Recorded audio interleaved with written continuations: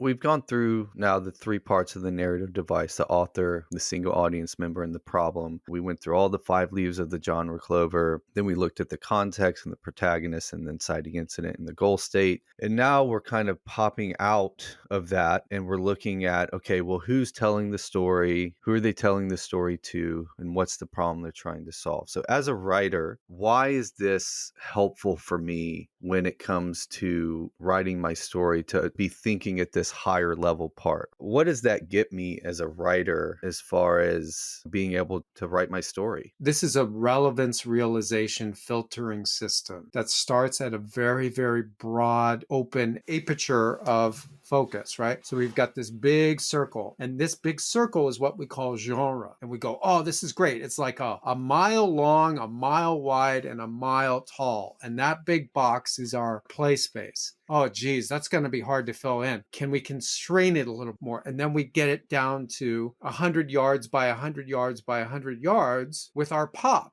right? Because it takes that big concept of crime story down to a really tight proposition, a possibility premise. So our pop premise focuses in and it becomes a strange attractor to a big mass of Sams. And that big mass of Sams is called a crime story group of people who love crime stories, which is just so amorphous, we can't really do much with that. And then we take the pop and then we swing it on down to the narrative device, which is what we talked about today. And now we have a real sense of who is speaking to who, what the problem space is specifically. Now we've taken that 100 yards by 100 yards down to 10 yards by 10 yards. And by the time we get all the way down to the green, we're going to know what to do because all the irrelevancy is starting to filter away. It's starting to fall away.